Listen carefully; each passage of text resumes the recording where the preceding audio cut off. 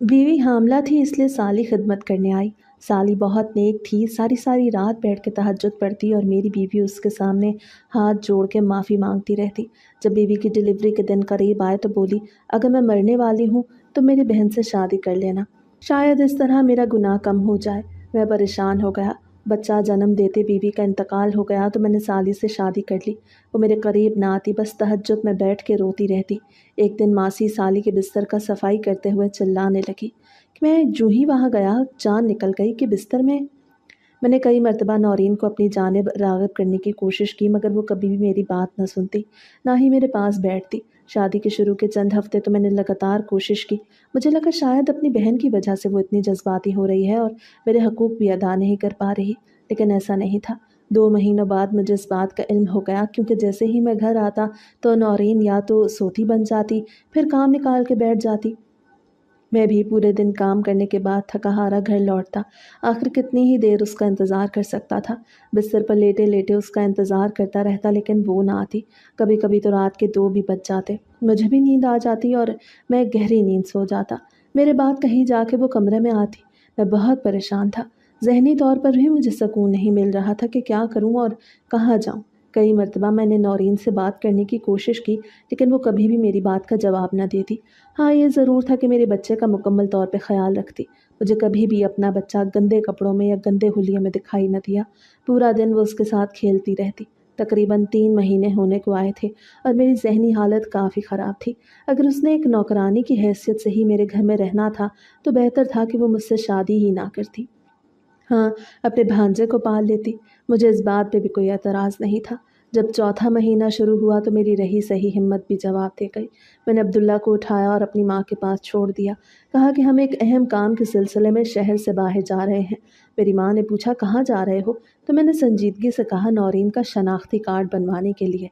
वहाँ पे बच्चा इतने रश में घबरा जाएगा, तो आप शाम तक इसे अपने पास रख लें।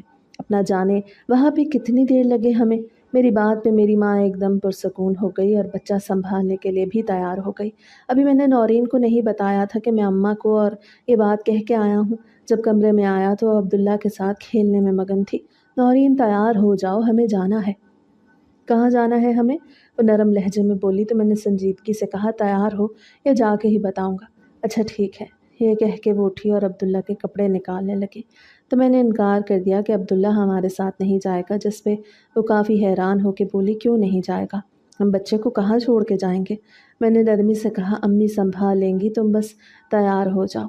इस बात पर वो एकदम से परेशान हो गई, लेकिन उसने बात करना चाही, मगर मैंने अपना जो भी सामान लेना था वो लेके कमरे से बाहर आते हुए कहा, आधे घंटे में आ रहा हूँ, तुम तैयार हो ना? हम देर नहीं कर सकते। वो कुछ कहना चाहती थी मगर मैंने रुक के उसकी बात नहीं सुनी। मैं जानता था वो मुझे इनकार करेगी या फिर ये बात पूछने की कोशिश करेगी कि हम कहाँ जा रहे हैं। घर से बाहर आते ही मेरे दिल की हालत काफ़ी ख़राब होने लगी और धड़कन बहुत शदीद बढ़ गई। काम तो मुझे कोई भी नहीं था। मैं यूं ही अपनी मोटरसाइकिल पर फिरता रहा। दबा आधा घंटा हुआ तो घर वापस आ गया। देखा नौरीन तैयार थी। मैं अम्मा को मिलके उसे लेके बाहर आ गया तो वो काफ़ी परेशान लग रही थी। मैंने संजीदगी से पूछा, क्या बात है? क्यों घबरा रही हो? लेकिन उससे कोई भी बात न बन पाई तो मैंने साबका लहजे में कहा, इतनी परेशानी लेने वाली तो कोई बात नहीं। तुम अपने शौहर के साथ ही जा रही हो, कौन सा मैं कोई गैर हूँ? आओ बैठो। ये कह के मैंने अपना रुख दूसरी जानिब कर लिया। वो भी चुप करके मेरे पीछे बैठ गई। वो नहीं जानती थी कि हम कहाँ जा रहे हैं। जानता तो हकीकतन मैं भी नहीं था। मैं बस उससे तन्हाई में बात करना चाहता था, क्योंकि जब भी मैं घर में उससे बात करना चाहता तो वो मुख्तलिफ़ कामों में मगन हो जाती। अगर कामों में मगन ना होती तो अब्दुल्ला के साथ लग जाती। मुझे चाहते हुए भी उससे बात करने का मुकम्मल तौर पे मौका नहीं मिल रहा था। मैं यूं ही उसे लेके एक पार्क में आ गया तो वो हैरानी से बोली, यहाँ पार्क में क्यों आए हैं हम? मैंने उससे बात का कोई भी जवाब न दिया और एक जानिब लगे हुए बेंचों पे उसे लेके बैठ गया। क्या बात है दिलावर, आप परेशान लग रहे हैं। यहाँ पार्क में आना मुझे काफ़ी अजीब लग रहा है। मैंने नरमी से कहा, क्योंकि यहाँ ना इसलिए ज़रूरी था कि घर में मैं तुमसे बात नहीं कर सकता था। ऐसी क्या बात है जो आप मुझे यहाँ ले आए? ये तो तुम मुझे बताओ ना कि क्या बात है। क्यों इतनी घबराई घबराई रहती हो मुझसे? मैंने तो कभी भी तुम्हारे साथ ना कुछ गलत किया, ना ही कोशिश की तुम्हारी इजाज़त के बगैर। फिर भी मुझे देखते ही डर क्यों जाती हो? वो खामोश रही। क्या मैं तुम्हें अच्छा नहीं लगता? वह भी खामोश थी। देखो मेरी बात सुनो, साल हो गया है नायमा के साथ शादी किए हुए, लेकिन मैंने कभी भी तुम्हें इतना परेशान नहीं देखा जितना तुम मुझसे निकाह करने के बाद हो गई हो। अगर तुम्हें मुझसे कोई शिकायत है या कोई भी परेशानी है तो तुम खुल के कहो। अगर तुम मेरे साथ नहीं रहना चाहती तो ये भी बता दो। वो फ़ौरन से नफ़ी में सर हिला के बोली, ऐसा कुछ भी नहीं, आप बिला वजह ज़्यादा सोच रहे हैं। मैं भी मुकम्मल तौर पे ढीठ बन चुका था। मैंने नरमी से कहा, ठीक है कोई बात नहीं, तो ये बताओ तुम बीवियों की तरह क्यों नहीं रहती हो? मैं जब भी तुमसे बात करता हूँ तो मैं एकदम मुजरिम बन जाता हूँ, जैसे मैंने तुम्हारे साथ कुछ गलत करने की कोशिश की हो। मुझे लगता है कि शायद मैं तुम्हारे काबिल नहीं था। तुम्हारी बहन ने जाते जाते मुझे तुम पे थोप दिया। अगर तुम मुझे खुद के काबिल नहीं समझती तो बेशक कह दो, मैं बिल्कुल भी बुरा नहीं मानूंगा, बल्कि हो सका तो तुम्हें छोड़ दूंगा और तुम्हारी बहुत अच्छी जगह पे शादी भी करूंगा। वो चुप करके सुनती रही, जबकि मुझे चिढ़ होने लगी, क्योंकि मुझे अपने सवालात का जवाब चाहिए था। उन 4 महीनों में मुझे एक भी जवाब नहीं मिला था। अब जब मैं उससे पूछ रहा था तब भी वो मुझे नहीं बता रही थी। मैंने पहली मर्तबा उन 4 महीनों में धीरे से अपना हाथ आगे बढ़ाया और नौरीन का हाथ अपने हाथ में ले लिया। उसने कोई भी मज़ाहमत न की। तभी मुझे अपने हाथों की तली पे नम होती नजर आई। मैंने चौंक के उसकी तरफ देखा तो वो रो रही थी। क्या बात है नौरीन, क्यों रो रही हो तुम? तुम जानती हो तुम्हारा ये रवैया मुझे परेशान कर रहा है। मुझे अपना आप बगैर किसी जुर्म के मुजरिम लग रहा है। इस पर रोते हुए नौरीन ने जो कुछ बताया वो बात सुन के ना जाने कितने ही लम्हे मैं शौक के आलम में रहा। मुझे यकीन ही नहीं आ रहा था कि जो कुछ वो कह रही थी, उन 4 महीनों की खामोशी के बाद बिलाखिर उसने वो सच बता ही दिया जो मैं कब से जानने की कोशिश कर रहा था। आपको याद है जब आपका रिश्ता आया था हमारे घर? वो बोलना शुरू हुई। मैं मुकम्मल तवज्जो देकर उसकी बात सुन रहा था। हाँ मुझे याद है, मैंने उसकी बात का जवाब दिया तो वो नरमी से बोली, आपका रिश्ता मेरे लिए आया था। आपको ये बात भी याद है? अब की बार मैं खामोश हो गया, क्योंकि ये बात तो मुकम्मल तौर पे मेरे दिमाग से ही निकल चुकी थी। मगर अब मैं खामोश बैठा रहा, क्योंकि वाकई में बहन नौरीन की बात अच्छी तरह सुनना चाहता था। कुछ तो था जो इन तमाम बातों के पीछे एक राज की मानद छुपा हुआ था। जब आपका रिश्ता मेरे लिए आया तो मैं काफ़ी खुश थी, क्योंकि मुझे आप हमेशा से ही अच्छे लगते थे और शायद मैंने हमेशा से ही आपकी साथ शादी करने की ख्वाहिश भी की थी। लेकिन ये अलग बात है कि मैंने कभी भी आपको कोई इशारा नहीं दिया या फिर कभी कोई ऐसी वैसी बात नहीं की, क्योंकि मुझे अल्लाह से बड़ा डर लगता था। मुझे लगता था कि जो लड़कियां यूं अपना बरखुद तलाश करती हैं, अल्लाह उनसे नाराज़ हो जाता है। जब अम्मी ने मुझे बताया कि तुम्हारा रिश्ता आया है तो मैं बड़ी खुश थी। मैंने जब लड़के का पूछा तो शुक्र के नफल अदा किए, लेकिन नायमा काफ़ी परेशान हो गई। पिछले कुछ दिनों से उसकी हालत अजीब सी थी। ना वो मुझसे बात करती ना अम्मी से। तो वो मुझसे छोटी, लेकिन फिर भी कभी उसने मुझे बड़ों वाला एहतराम नहीं दिया। मैंने कई मर्तबा आयमा को टिटोलने की कोशिश की, क्योंकि कोई तो मसला था उसके साथ। जब वो रातों को उठ के रोती थी, यूँ लगता था कि वो आहिस्ता आहिस्ता जहनी मरीज़ बनती जा रही है। एक रात मैं उठी तो वो बहुत रो रही थी। मैंने नरमी से पूछा, क्या बात है आयमा, तुम क्यों मुझे नहीं बताती? वो मेरे गले लगी और फूट फूट के रोते हुए बोली, नौरीन जो कुछ हुआ है मैं तुम्हें वो बता नहीं सकती। मैंने हैरत से पूछा कि अब बात क्या है, अब इतना भी क्या बुरा हो गया कि तुम अपने मुंह से कह भी नहीं सकती? मुझे वाकई में काफ़ी हैरत हुई। नहीं कह सकती, तुम दुआ करो मेरे लिए, अल्लाह मेरे लिए आसानियाँ पैदा करे। मैं दिल ही दिल में अपनी बहन के लिए दुआ करने लगी और वो वहीं मेरी गोद में सर रख के सोने के लिए लेट गई। वो तो सो गई, मगर मैं पूरी रात जागती रही। मेरे दिल में अजीब व गरीब वहमात आ रहे थे।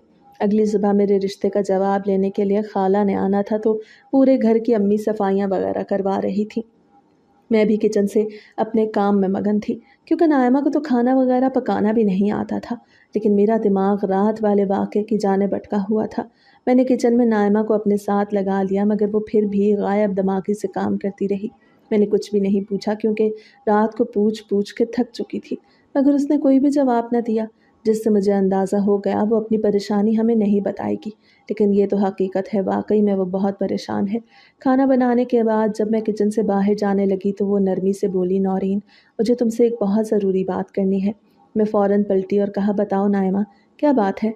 लेकिन वो परेशानी से बोली, यहाँ नहीं, वादा करो मैं जो भी बताऊँगी तुम अम्मी को नहीं बताओगी। मैंने वादा कर लिया, क्योंकि मुझसे अपनी बहन की परेशानी देखी नहीं जा रही थी। चलो कमरे में आ जाओ। लेकिन वो नफ़ी में सर हिला के बोली, नहीं कमरे में नहीं, यूँ करो तुम छत पे चली जाओ, मैं तुम्हारे पीछे आ रही हूँ, वहाँ चल के बात करते हैं। اب تو میرے دل کی دھڑکن بہت تیز رفتاری سے چلنے لگی، کیونکہ مجھے ڈر لگ رہا تھا کہ کہیں کوئی ایسی ویسی بات نہ ہو۔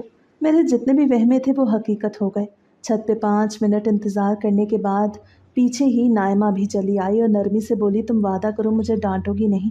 میں نے وعدہ کر لیا کہ میں نے کیوں ڈانٹنا ہے تمہیں، تم میری بہن ہو، تمہارے بھی مسائل ہیں، میں نے خود حل کرنے ہیں، کون سا ہمارا بھائی ہے؟ میں ہی تمہاری بہن ہوں، میں ہی تمہارا بھائی ہوں۔ میں نے جیسے تیسے ہوا اس سے مکمل طور پہ تسلی دی تو وہ نرمی سے بولی، نورین مجھ سے ایک بہت بڑی غلطی ہو گئی۔ کیا غلطی؟ میرے کان یہ بات سن کے ایک دم کھڑے ہو گئے۔ میں حاملہ ہوں۔ کاش وہ کچھ اور کہتی تو میں یہ سب باتیں برداشت کر لیتی، لیکن جو بات نائمہ نے اس وقت کہی میرے لیے وہ ایک دم ناقابل برداشت تھی۔ میں نے دوبارہ پھر پوچھا، کیا کہہ رہی ہو؟ وہ اپنے سابقہ لہجے میں بولی، وہی جو تم نے سنا ہے۔ میں دوبارہ یہ بات نہیں دہرانا چاہتی۔ میرا بس نہیں چل رہا تھا کہ زمین پھٹے اور میں اس میں سما جاؤں، کیونکہ میرے سامنے میری بہن اتنی دیدہ دلیری کے ساتھ یہ بات کر رہی تھی۔ مجھے اس پہ حیرت بھی ہو رہی تھی اور میں شوق کے عالم میں بھی تھی۔ اب کیا کرنا ہے؟ بچہ کس کا ہے یہ؟ ایک تو یہ پریشانی تھی کہ میرے رشتے کا جواب لینے کے لیے خالہ آ رہی تھی، اور دوسری پریشانی نورین کی تھی۔ وہ اتنے غلط موقع پہ یہ باتیں مجھے کیوں بتا رہی تھی؟ مجھے ایک دم سے اس پہ شدید قسم کا غصہ آنے لگا، لیکن میں نے اپنے غصے کو مکمل طور پہ ضبط کیا کہ میری بہن نے اگر مجھ پہ اعتبار کر کے یہ بات کی ہے تو مجھے اس کے اعتبار کو قائم رکھنا چاہیے۔ تم یہ بات مجھے بعد میں بھی تو بتا سکتی تھی۔ لیکن وہ نفی میں سر ہلا کے بولی، بالکل بھی نہیں۔ تبھی امی لینے کے لیے نیچے آ گئی۔ بولی، لڑکی تم اوپر کیا کر رہی ہو؟ جانتی ہو نا مہمانوں نے آنا ہے، اور یہاں چھپ کے بیٹھی ہو تاکہ کام نہ کرنے پڑے۔ اماں ہم دونوں کو ڈانٹ کے چلی گئی۔ ہم دونوں نے ہی ان کی بات کا اثر نہیں لیا، تو میں نے پھر پوچھا، مجھے بتاؤ کون ہے اس بچے کا باپ؟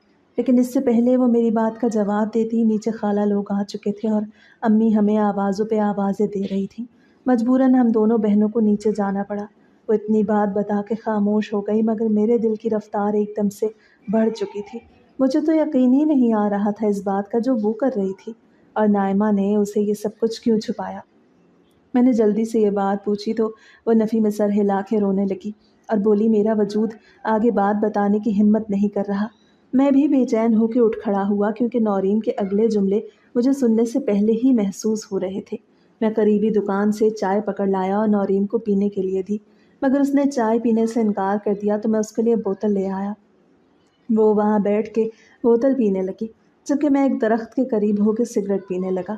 میرا دماغ بری طرح سے سلگ رہا تھا، جیسے اپنی پچھلی بات میں اس نے بتایا تھا کہ وہ مجھے بچپن سے ہی پسند کرتی تھی۔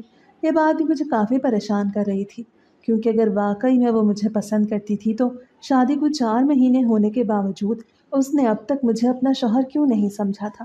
بہت سارے سوالات تھے جن کے جوابات مجھے نورین کے علاوہ اور کوئی بھی نہیں دے سکتا تھا۔ میں واپس آیا تو دیکھا وہ بینچ پہ بے ہوش پڑی تھی۔ میرے ہاتھ پاؤں ایک دم سے پھول گئے۔ میں نے فوراً سے اسے گود میں اٹھایا اور پارک سے باہر نکل کے رکشے کی تلاش کرنے لگا، لیکن مجھے سڑک کے پار ہی ایک کلینک دکھائی دیا۔ وہاں جا کے ڈاکٹر نے بتایا کہ شدید پریشانی کے باعث آپ کی بیوی کا نروس بریک ڈاؤن ہو چکا ہے۔ یہ تو ایک کے بعد دوسری مصیبت پڑ رہی تھی۔ ڈاکٹر نے چند دوائیاں وغیرہ لکھ کے دیں کہ باہر سے ہمیں یہ لا دو، تب تک ہم اسے ڈرپ وغیرہ لگا رہے ہیں۔ ڈاکٹر نے چند دوائیاں وغیرہ لکھ کے دی کہ باہر سے ہمیں یہ لا دو، تب تک ہم اسے ڈرپ وغیرہ لگا رہے ہیں۔ میری تو مکمل طور پہ بینڈ بج چکی تھی۔ ایک تو اپنی بیوی کی حقیقت جان اور دوسرا نورین کی اتنی بگڑتی حالت دیکھ۔ یقیناً کوئی نہ کوئی ایسی بات تھی جو اس پہ بہت زیادہ اثر کر رہی تھی، اور وہ کافی پریشانی والی بات بھی تھی، کیونکہ اگر اس بات کا اثر اتنا شدید نہ ہوتا تو شاید وہ کبھی بھی یوں نروس بریک ڈاؤن کا شکار نہ ہوتی۔ کتنی ہی دیر میں باہر لاؤنج میں بیٹھا رہا اور مسلسل اللہ سے نورین کی صحت یابی کی دعائیں کرتا رہا۔ مجھے یہ سمجھ نہیں آ رہا تھا کہ میں اس بات کی دعا کروں کہ آگے والی جو بھی حقیقت ہے وہ میرے لیے کم پریشانی کا باعث ہو، یا پھر نورین کے لیے دعا کروں۔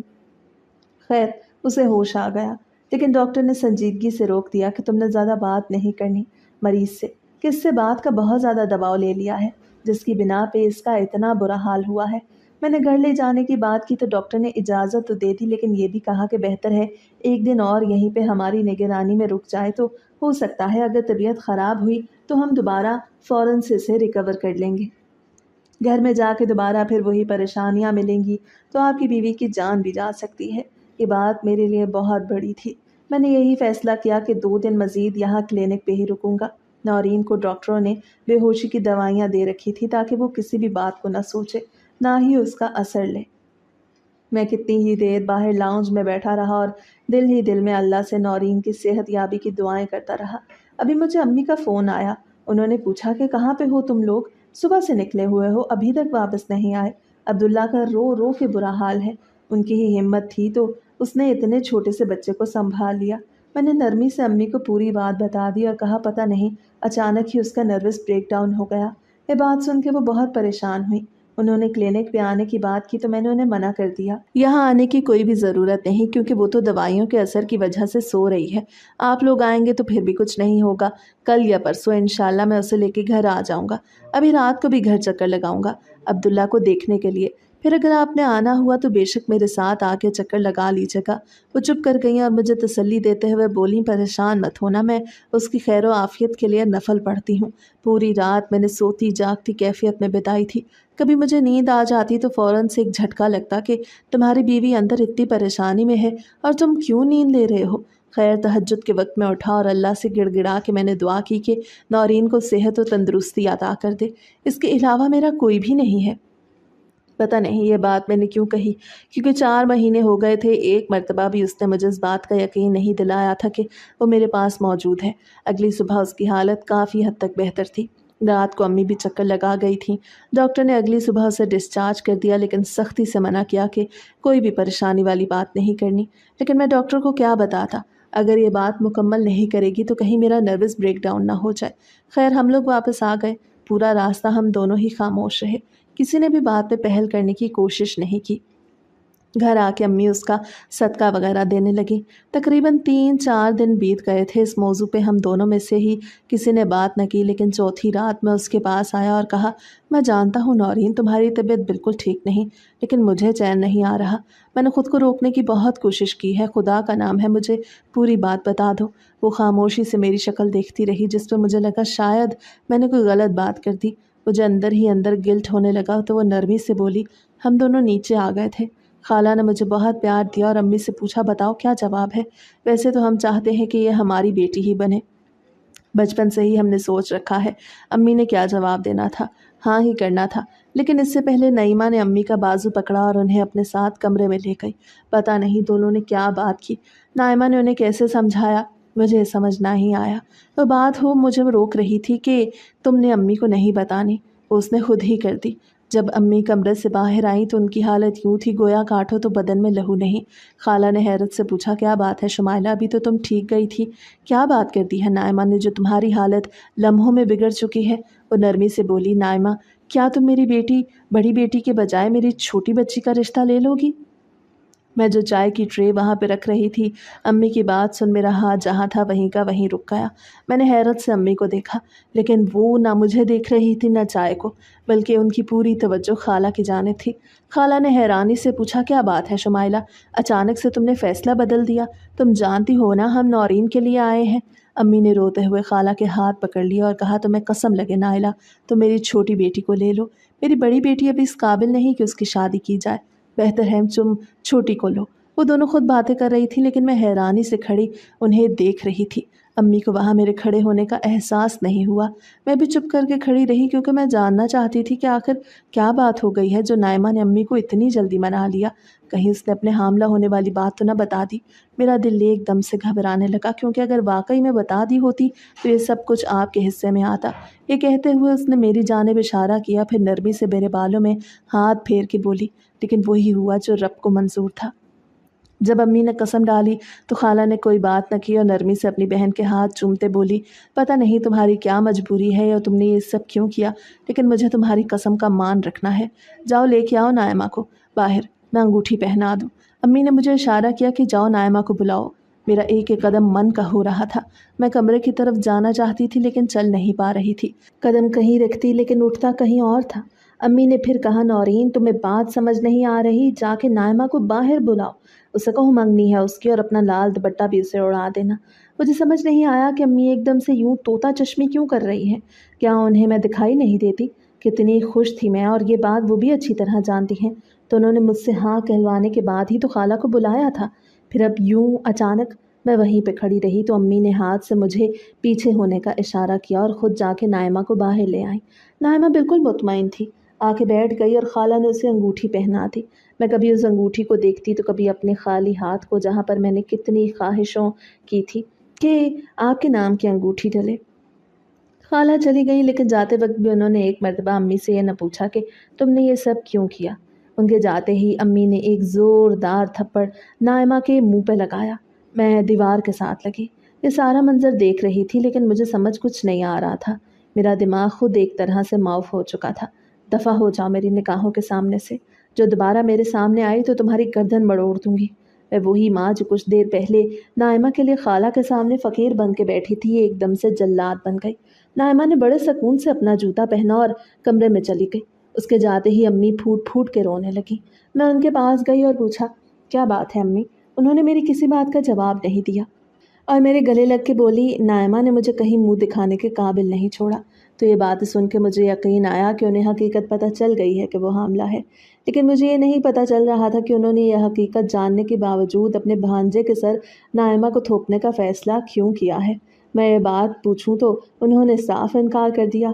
چپ کر جاؤ نورین، مجھ میں اتنی ہمت نہیں ہے کہ میں وہ باتیں دوبارہ دہراؤں جو نائمہ نے حرکت کی ہے۔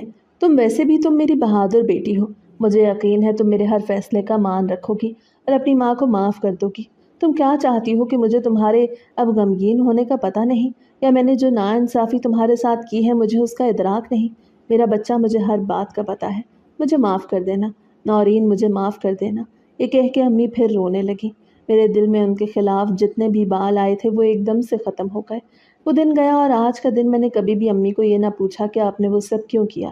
اتنا بول وہ پھر خاموش ہو گئی، لیکن میرے اندر کا تجسس مجھے چین نہیں لینے دے رہا تھا۔ میں نے خود ہی پوچھا کہ خالہ نے یہ سب کچھ کیوں کیا جب انہیں پتہ چل گیا کہ نائمہ غلط کر بیٹھی ہے؟ کاش مجھے بھی یہ بات تبھی پتہ چل جاتی۔ میں نے پھر پوچھا، بتاؤ نا نورین، میرا دل پھٹ جائے گا، مجھے چین نہیں آ رہا۔ لیکن وہ بیڈ پہ لیٹتے ہوئے بولی، فی الحال میں مزید بتانے کی ہمت نہیں کر پا رہی ہوں، مجھے کچھ دیر اکیلا چھوڑ دیں۔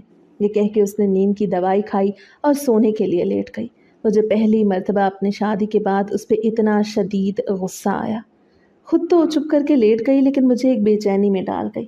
میں نے سوچا کہ امی سے پوچھ لوں، لیکن ان سے پوچھنے کا بھی فائدہ نہیں تھا کیونکہ شاید وہ بھی ان تمام حقیقتوں سے واقف نہیں تھی۔ انہوں نے بھی اپنی بہن کی محبت میں آ کے نورین کی جگہ نائمہ کا رشتہ لے لیا۔ میں چپ چاپ باہر آ گیا۔ میرے دل میں ایک عجیب و غریب بے چینی تھی۔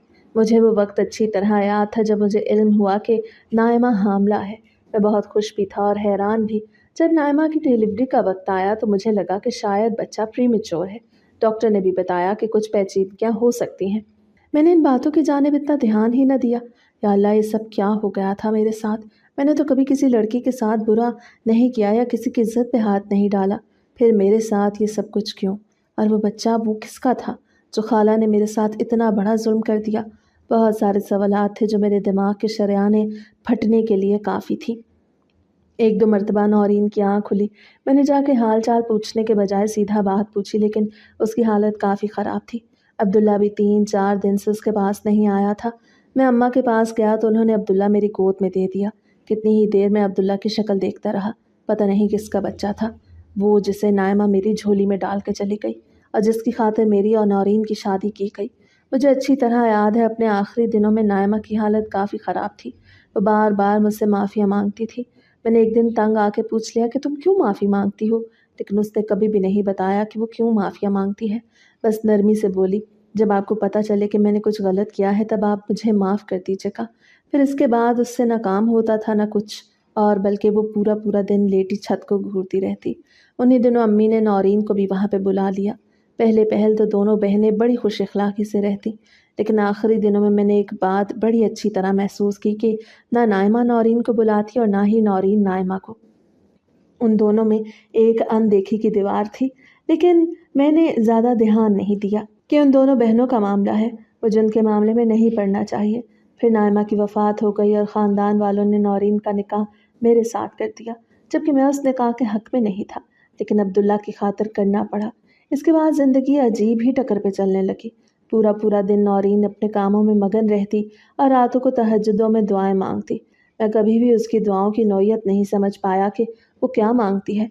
मुझे जो बात समझ आई वो सिर्फ ये थी कि हो सकता है बिला वजह मेरे साथ निकाह हो गया है। शायद इस वजह से वो अल्लाह से दुआएं करती है ताकि मुझसे आज़ादी मिल जाए, मगर ऐसा नहीं था। 2 दिन बाद जाके नौरीन की हालत वापस संभली और उन 2 दिनों में उसका रंग एकदम से पीला पड़ गया और देखने में वो यूं लगता था कि ना जाने कितने अरसे की बीमार है। मुकम्मल तौर पे कमज़ोर और लागर दिखाई देती थी और अच्छी तरह याद है मैं उसकी चारपाई के पैरों की तरफ बैठ गया और कहा, तुम्हें खुदा की कसम है नौरीन, जो भी बात है मुकम्मल बता दो, मेरा दिल फट जाएगा। वो खला में घूरते हुए बोली, नायमा का निकाह हो गया था फिर आपसे। मैं बड़े खुश दिल से उसने कहा, हमें शामिल हुई थी, लेकिन मैंने अपनी चाहत मोहब्बत का गला घोंट दिया। जानते हैं, क्योंकि नायमा ने मुझे बताया कि वो बच्चा किसी और का नहीं बल्कि आपका है। ये बात सुन के मुझे एक शदीद धचका लगा। मेरे करीब तो उसके हाथों पर एकदम से कमज़ोर हो गई। मुझे समझ नहीं आया मैं कैसे अपनी सफाई दूं। मैंने बोलना चाहा तो नौरीन ने हाथ उठा के मुझे चुप कराया और कहा, मुझे बोल लेने दे। मैंने अपना दिल मार दिया था ये जान कर कि आप तो मेरी निगाहों में बड़े अच्छे किरदार के मालिक थे, लेकिन जब इल्म हुआ कि वो सभी कुछ किसी और का नहीं आपका किया है, तो खुदा की कसम मेरे दिल में आपके लिए जितनी भी मोहब्बत और इज़्ज़त थी वो एक लम्हे में ख़त्म हो गई और मैंने अल्लाह का शुक्र अदा किया कि मेरे मुक़द्दरों में आप नहीं थे। ये मुकम्मल तौर पे अब अपनी बहन की तरफ थी, बल्कि अल्लाह का शुक्र अदा करती कि उसने वक्त पे हकीकत बता दी और आज वो इस इंसान के साथ शादी कर रही थी जिसकी वजह से मेरी बहन की ज़िंदगी बर्बाद हुई थी। बड़ी खुश थी। अम्मी ने मुझे सख्ती से रोक दिया कि ख़बरदार ये बात किसी को भी ना बताना, क्योंकि पहले महीने में ही इल्म हो गया था इसके बारे में और फ़ौरन ही हमने खाला को कह के शादी रखवा दी। उन्हें ये बात नहीं मालूम थी। नायमा के यहाँ पे शादी हो गई तो अम्मा मेरे लिए रिश्ता तलाशने लगी, मगर मुझे चैन ना आता। पूरी पूरी रात मैं इस बारे में सोचते हुए बिता देती, लेकिन जब सुबह होती तो एकदम से मैं अपने दिल और ख़यालात नोच फेंकती, मगर रात होने पे दोबारा फिर वही सोचें और तख़य्युलात मेरा साथ देने लगते। मैं यहाँ पे आई जब आप किसी काम के लिए दूसरे शहर गए हुए थे और मैं नायमा के कमरे में रुकी थी। पूरी रात मैंने देखा वो जागती रही, एक लम्हे के लिए भी नहीं सोई थी। मेरा कुछ काम था, मैं मोबाइल पे वही कर रही थी। बिलाखिर मैंने रात के आधे पहर पूछ ही लिया, क्या बात है, तुम क्यों इतना परेशान हो? वो मुझे देख के नफ़ी में सर हिलाते बोली, कुछ नहीं नौरीन। लेकिन मैं तो बड़ी बहन थी, मुझे मालूम था वो कोई ना कोई बात छुपा रही है, बिल्कुल वैसे ही जैसे जब मेरा रिश्ता आया तब छुपा रही थी कि ये बात है। मेरे बहुत इसरार करने पे वो बोली तो सिर्फ इतना कि अगर मैंने तुम्हें बता दिया मैं क्यों इतना परेशान हूँ तो शायद तुम्हें मुझे पूरी उम्र माफ़ न कर पाओ। मैं क्यों नहीं माफ़ करूँगी, तुम मेरी बहन हो, जानती हूँ तुम मुझे माफ़ कर दोगी, लेकिन शायद मैं खुद को पूरी उम्र माफ़ न कर पाऊँ। मैंने झंझोड़ के कहा, जो भी बात है तुम्हें कसम लगे मेरी, मुझे खुल के बताओ। इस पे वो नरमी से बोली, मेरे पेट में जो बच्चा है वो दिलावर का नहीं बल्कि वो मेरा एक क्लास फेलो था उसका बच्चा है। ये बात सुन के मैंने एक ज़ोरदार थप्पड़ नायमा के मुंह पे लगाया। यहाँ तक बोल के वो एकदम से खामोश हो गई। मैंने भी एक गहरी सांस ली, क्योंकि हकीकत तो यही थी कि मेरा कभी भी उसके साथ कोई ताल्लुक़ नहीं था शादी से पहले। लेकिन मुझे बहुत दुख हुआ कि नायमा ने मुझे धोखा देने की कोशिश की है। वो दोबारा फिर बोलना शुरू हुई। मैंने एक के बाद 2, फिर 3, फिर 4 थप्पड़ एक साथ उसके चेहरे पे लगाए और कहा, तुमने हम लोगों को समझ क्या रखा है? जो दिल चाहता है बोल देती हो और उस पर यकीन दिलाने की कोशिश भी करती हो। तुम्हें शर्म आती है कि तुमने क्या किया? वो रोते हुए बोली, नूरी मुझे माफ़ कर दो, मैं डर गई थी। मैं नहीं जानती थी मुझे क्या करना चाहिए। अम्मी को अगर मैं दिलावर का नाम लेके ना मनाती तो वो कभी भी मेरी बात ना मानती। अगर मैं बताती कि ये बच्चा मेरे क्लास वालों का है तो मुझे सारी उम्र माफ़ न करती। मैंने सिर्फ खुद को बचाने के लिए किया जो कुछ भी किया। वो बोल के खामोश हुई तो मैंने संजीदगी से कहा, तुम जानती हो मैं हमेशा से उसे चाहती आई थी, मोहब्बत करती थी बचपन से मैं उससे, लेकिन तुमने क्या किया? एक लम्हे में मुझसे मेरी मोहब्बत छीन ली। सिर्फ मोहब्बत ही नहीं छीनी, बल्कि तुमने हम सबको धोखा दिया। धोखा भी एक इंसान को नहीं, सबको, अपने इर्द गिर्द जितने भी लोग हैं। तुम उन्हें बेवकूफ़ समझती थी या फिर खुद बहुत बड़ी बेवकूफ़ थी। तुमने पहले मुझे धोखा दिया, फिर अम्मी को दिया, फिर खाला, फिर दिलावर को और अब शायद इस बच्चे को भी। क्या करूं मैं नायमा, किधर जाऊं, किसे बताऊं कि मेरी बहन एक धोखेबाज है? मैं रो रही थी और वो खामोशी से मेरी बात सुनती जा रही थी। फिर उसने मेरा हाथ पकड़ा और ख़ुद को मारने लगी। मैंने खुद को नहीं रोका, जो कर रही थी करने दिया। थोड़ी देर बाद उठ के मैं कमरे से बाहर आ गई। बाद में वो क्या करती रही क्या नहीं मुझे इस बात की कोई खबर नहीं थी। मैं तो फ़ौरन ही घर वापस जाना चाहती थी, लेकिन अम्मी ने मुझे वहाँ पे रुकने का बोला। मुझे दुख अपनी बहन के किए गए अमल का भी था और इस बात का भी था कि नाइमा के झूठ की वजह से मुझे अपनी मोहब्बत को छोड़ना पड़ा। मैंने खुद को समझाने की बहुत कोशिश की, लेकिन जब जब मैं आपको देखती तो मुझे वो लम्हा याद आ जाता जब मैंने आपसे नफ़रत की, वो भी नाइमा के पीछे लग के। डिलीवरी के वक्त जब वो जाने लगी तो उसने इतना कहा कि मेरे जाने के बाद तुम दिलावर से शादी कर लेना। मैंने तब भी कोई बात न की, क्योंकि मैं मुकम्मल तौर पे उसके साथ बातचीत करना बंद कर चुकी थी। और तुम्हें क्यों लगता है कि मैं तुम्हारी बात मान लूँगी? क्या तुमने सबको कठपुतली समझ रखा है, जो तुम्हारी डुगडुगी पे नाचते रहे? नौरीन, मेरे बाद तुम दिलावर के साथ शादी कर लेना, और चाहो तो अब्दुल्ला का ख्याल भी रख लेना, वरना उसके बाप का पता मैंने अपनी अलमारी में लिख रखा है, वहाँ छोड़ देना उसे। मैं जानती थी वो महज हमदर्दी लेना चाहती है, वरना वो कहाँ मरने वाली। लेकिन ये बात मुझे बाद में पता चली। बच्चे को उस दुनिया में लाने के बाद तक वो बिल्कुल ठीक थी, लेकिन फिर एक नर्स से उसने नींद वाली गोली मंगवाई कि मुझे सुकून लेना है। नर्स ने पत्ता ला दिया और वो पूरा पत्ता एक ही साथ फांक के निकल गई। फिर दोबारा कभी भी होश में ना आई। नर्स ने ये बात मुझे बताई तो मैंने उसे मना कर दिया कि तुम किसी को भी खुदकुशी के मुतल्लिक नहीं बताओगी। फिर मेरी शादी उसके कहे के मुताबिक आपके साथ हो गई, लेकिन मुझे अपना वजूद भी गुनहगार लगता है। अगर मैं अपनी बहन से बात कर लेती तो वो यूं खुदकुशी की हराम मौत न मरती। हर रात तहज्जुद में रो रो के मैं अपनी बहन की माफ़ी के लिए दुआएं मांगती हूँ, उसकी बख्शिश के लिए रोती हूँ। जब जब आप मेरे करीब आते हैं तब मुझे नायमा एकदम से याद आ जाती है। ये बोल के वो फूट फूट के रोने लगी तो मैंने आगे बढ़ के उसे अपने साथ गले लगा लिया। ये पहली मर्तबा था कि शादी के बाद हम दोनों यूं मिल रहे थे। वो भी मेरे गले लग के रोने लगी। मैं जानता था कि आगे का सफ़र काफ़ी मुश्किल है, लेकिन मैंने ना सिर्फ नाइमा को माफ़ कर दिया बल्कि अब्दुल्ला को भी खुले दिल से अपना लिया। और मैं जानता था कि नौरीन का दिल भी अपनी तरफ माइल कर लूँगा। बस इसमें कुछ वक्त ज़्यादा लगेगा, क्योंकि उसको उसकी बहन का सदमा था और वो अभी नया है।